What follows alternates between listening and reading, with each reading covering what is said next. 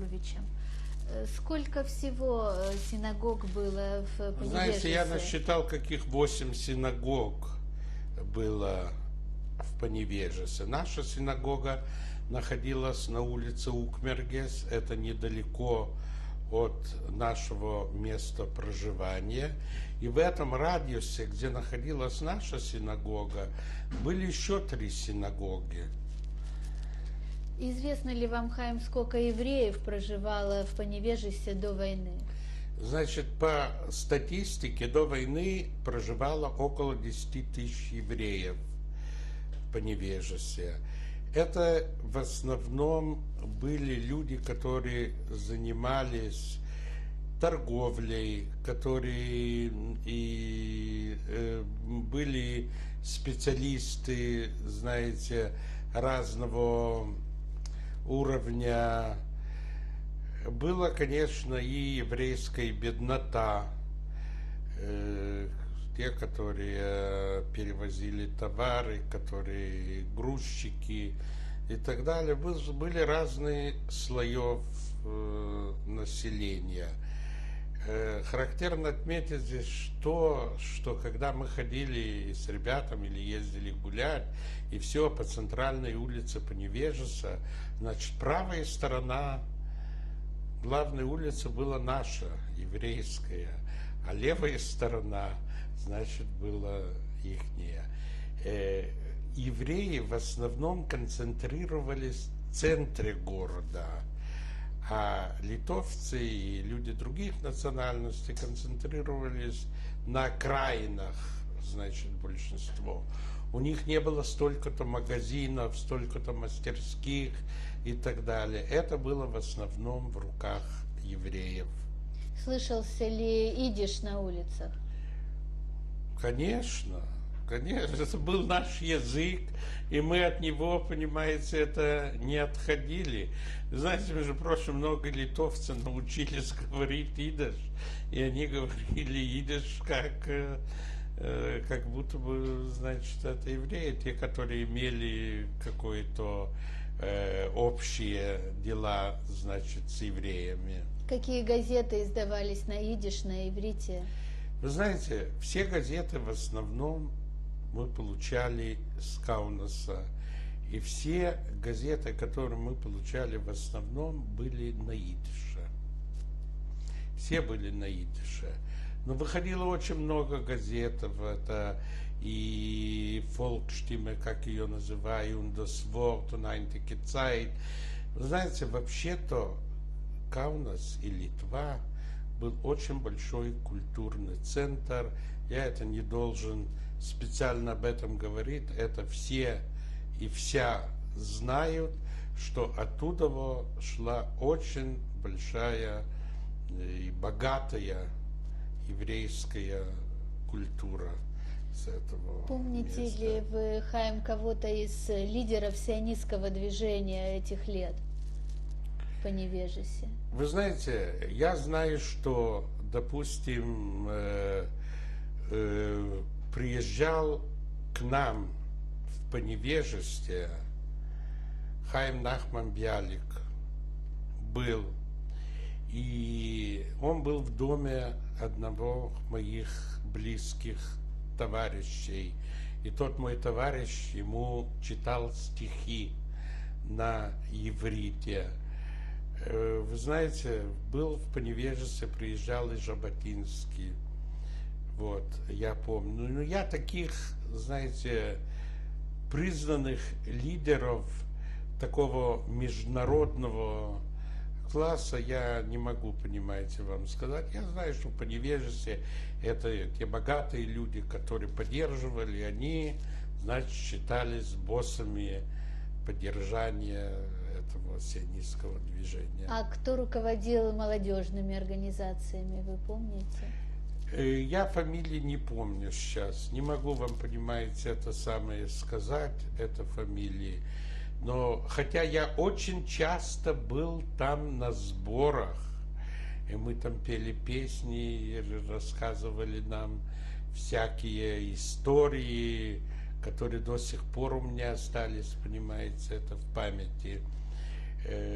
Потому что действительно, это был очень интересный период жизни. Хоть я был еще молодой. Пожалуйста, об изменениях, о состоянии политической жизни в довоенном Поневежье. Знаете, я вам хочу сказать так, что я помню, потому что все-таки я еще был очень молодой, но одно я вам могу сказать, значит, точно. Я говорил, что очень много эмигрировали, ездили за границу, потому что жизнь в Литве, как показалось многим, она будет бесперспективной такой. В 1936 году уехал и мой брат из Поневежеса, мы его провожали в Каунасе, он поехал в Америку к моему дяде, который не имел детей, который был очень богатым человеком, имел большую индустрию.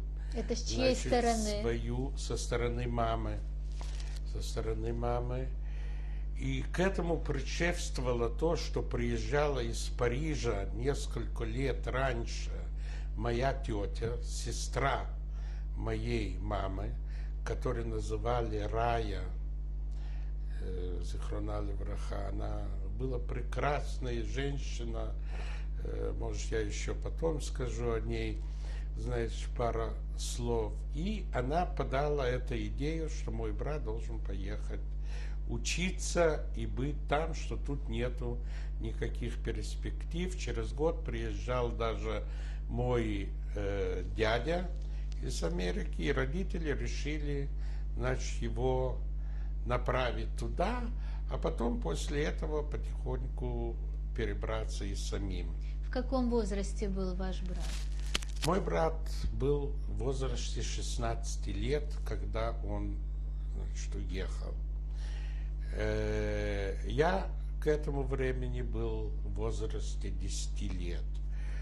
Но, знаете, я очень, допустим, хорошо помню, что у нас в доме собирались очень много евреев,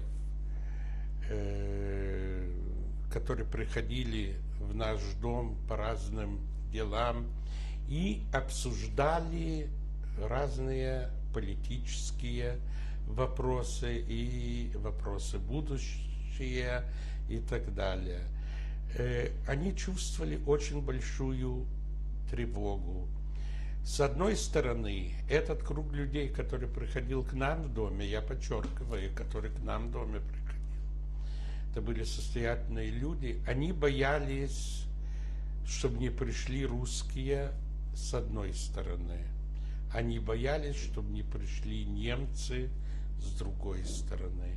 Так что они были в неведении. Все время политика, понимаете, такая шла между ними. Я всегда только прислушивался, что тут есть и что тут будет. Что я видел? К этому времени в Литве очень усилился антисемитское движение. Уже к началу 1939-го, в конце 1938 года, значит, такие фашистующие элементы начали выбивать окна в магазинах, принадлежащих евреям, начали ставить людей, что бойкотировали покупку товаров, значит, у евреев. Они с дегтем замазывали вывески, которые были у евреев. Появились какие-то фашистующие литовские молодежные организации, типа Jaunie Lietuvininkai. Между прочим, мы имели одно время такую приходящую домработницу, которая впоследствии тоже оказалось, что она пошла в эту самую молодежную организацию Jaunie Lietuvininkai. И уже чувствовалось такое напряжение в городе у нас. Но что, если события какие-то проходили близ, где жило большинство евреев, или, знаете, это еврейская беднота, были такие мощные, крепкие, так литовцы получали макот, били их как надо. Если проходила футбольная встреча на стадионе Макаби, значит, литовцы опасались туда приходить, чтобы не получить. Если проходила на стадионе Майстас, мы, еврейские ребята, опасались приходить туда, чтобы не получить это взамен. Но уже чувствовалась такая, понимаете, эта самая обстановка напряженная. В 1939 году в Литве были созданы базы, советские базы. Вызвало тем, что Польша была втянута в войну. Знаете, я еще не был тогда великим знатоком и политиком, но о том, что были базы, это точно я знал. Но что я видел своими глазами и прочувствовал на себя, это было 40-й год.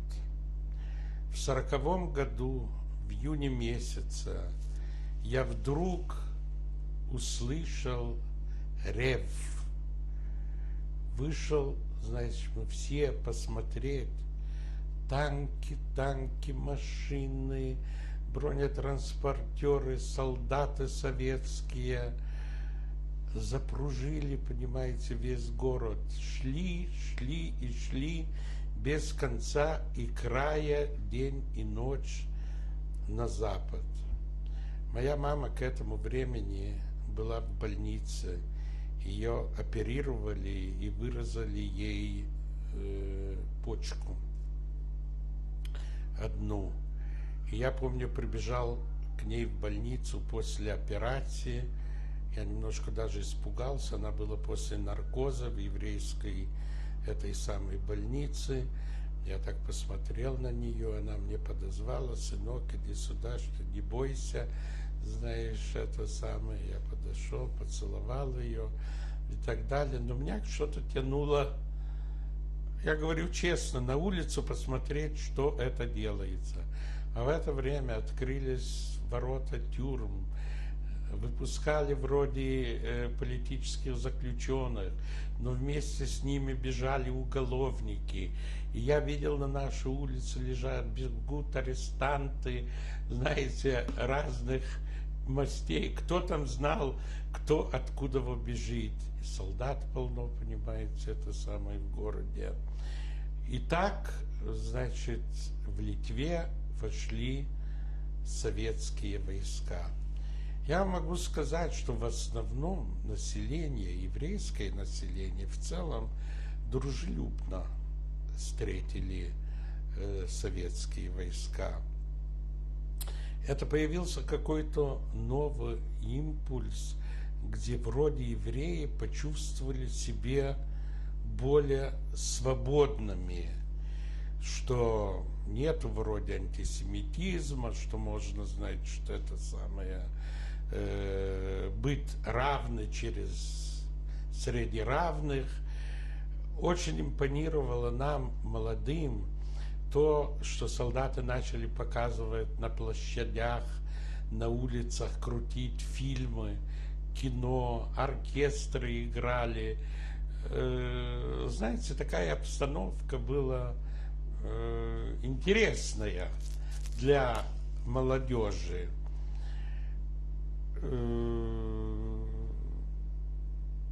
Город вообще, правда, был весь пропитан потом солдатским. Вы знаете, чувствовался такой тяжелый запах машин, бензина. Раньше не было в Поневельце столько машин, танков, откуда-то.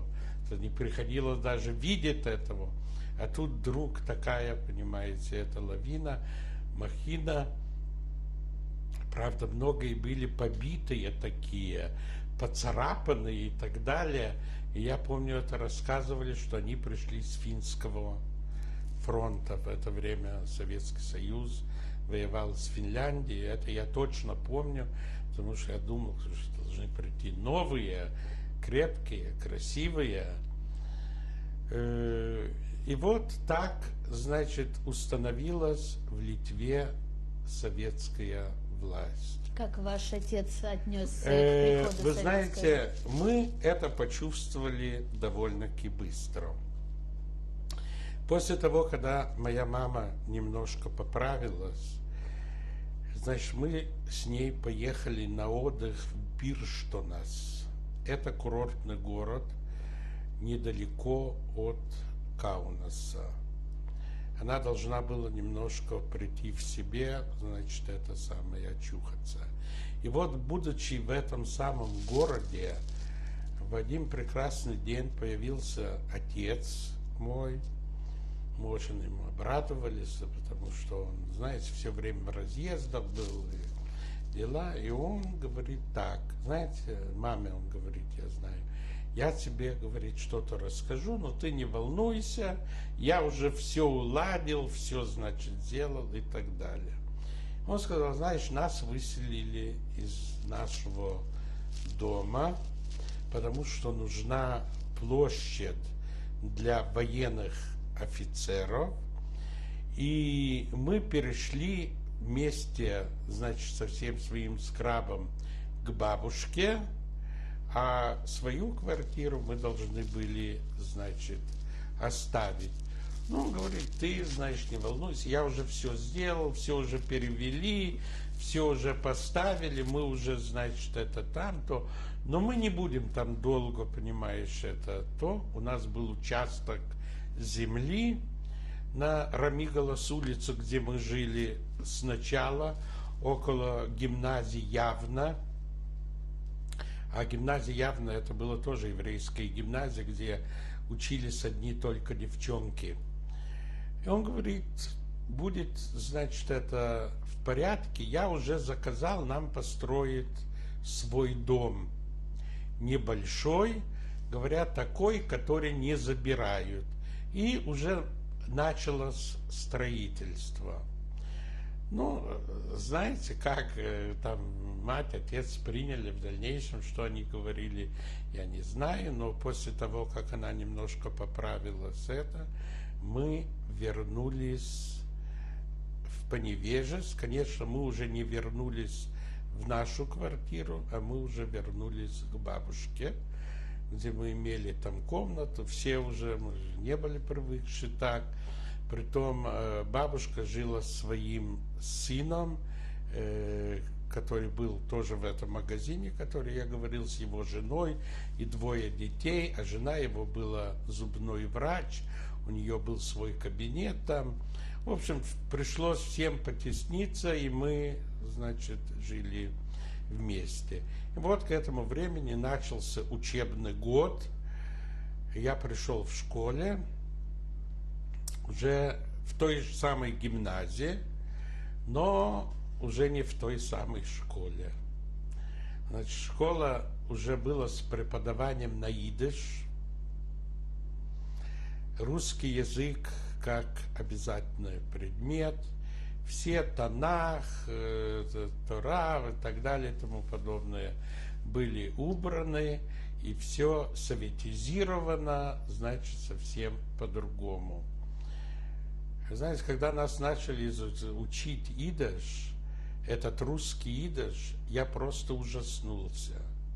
Я знал довольно-таки прилично идиш, я умел писать и читать, но я его знал литературный идиш, так как это есть, но я услышал этот идиш и это правописание, так я вообще-то пришел в ужас от этого.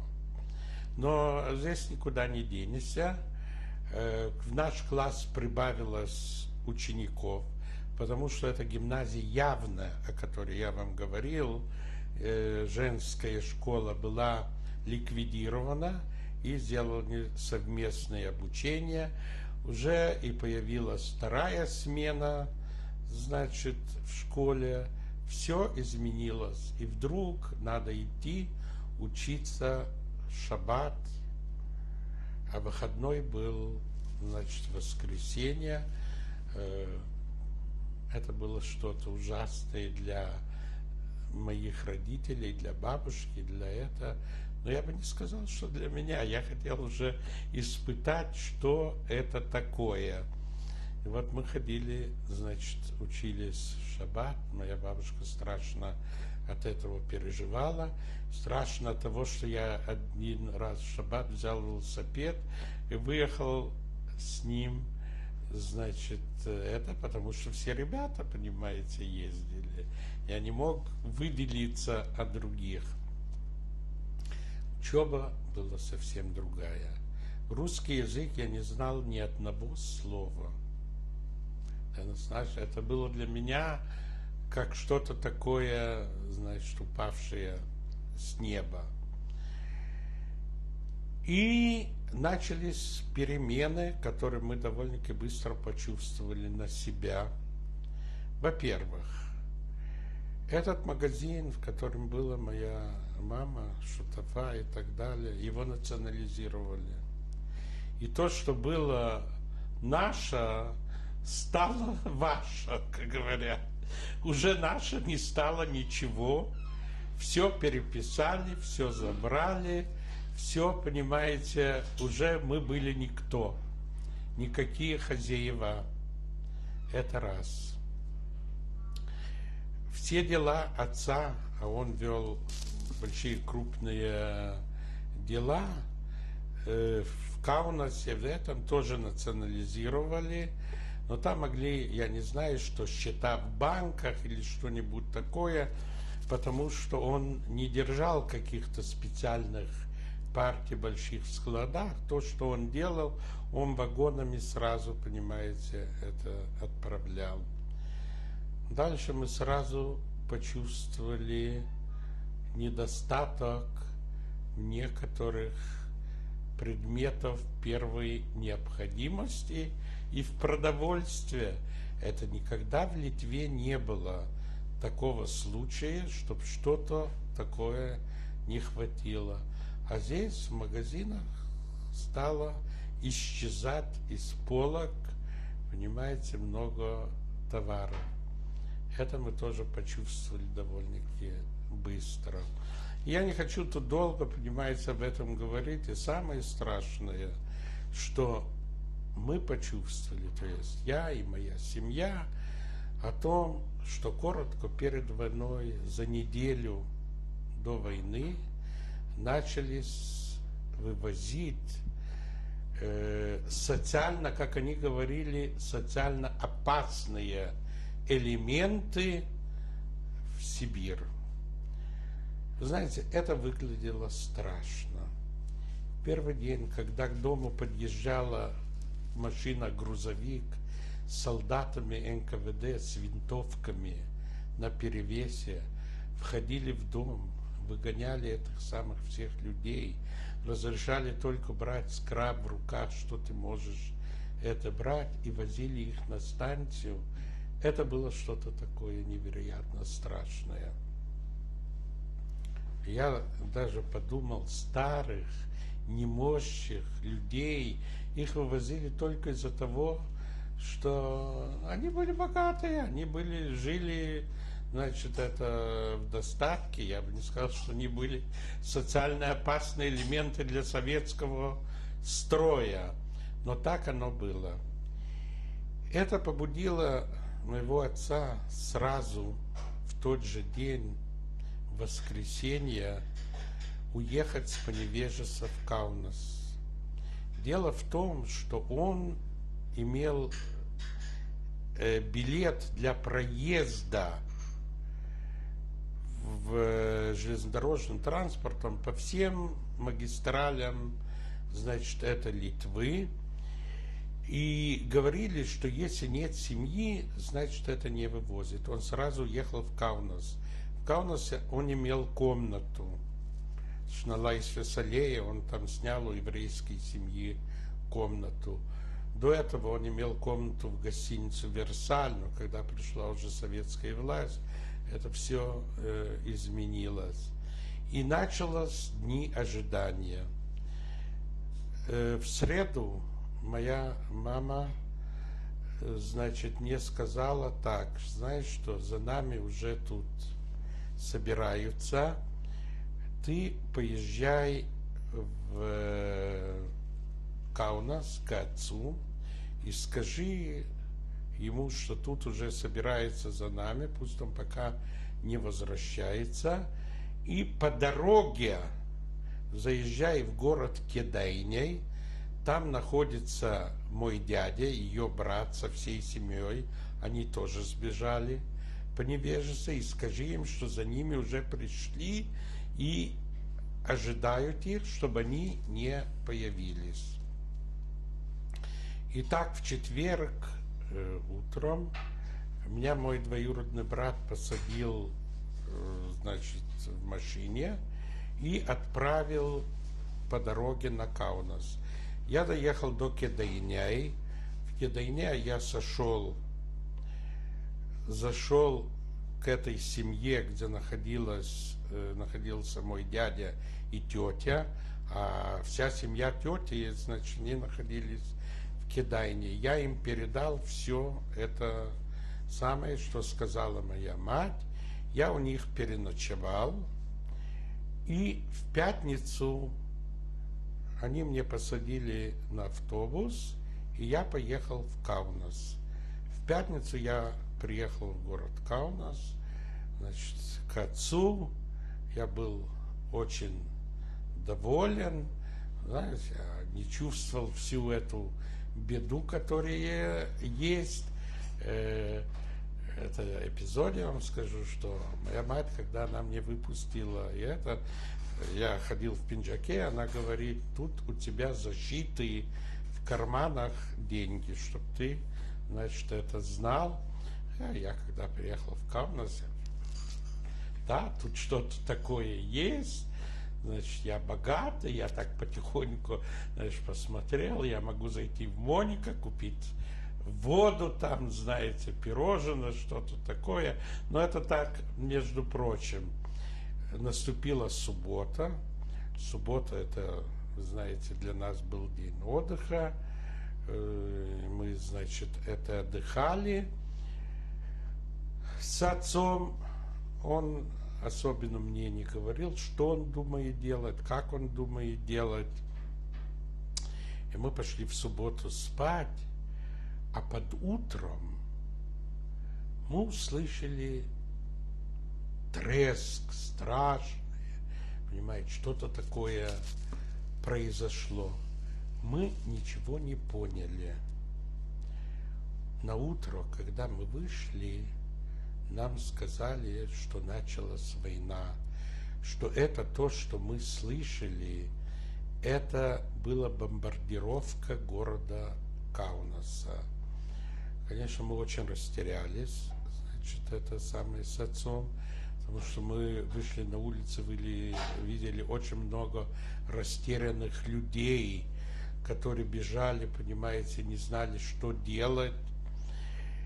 И тогда мой отец мне сказал: знаешь что, давай мы подбежим к вокзалу. Вокзал находился на улице Витовта под конец. Посмотрим, когда есть поезд на Поневежес, и мы поедем в Поневежес. Мы добежали до вокзала, поезда в это время не было. Сказали, что поезд будет после обеда, где-то в 4 часа. Было еще много времени. Тогда он сказал, что надо нам взять какой-то чемоданчик с собой, давай мы вернемся на месте своего жительства. Мы бежали назад, но уже здесь тревоги были и так далее. Мы добежали назад до своего места жительства для того, чтобы что-то такое взять и вернуться на вокзал. Прервемся, продолжим на следующей кассете.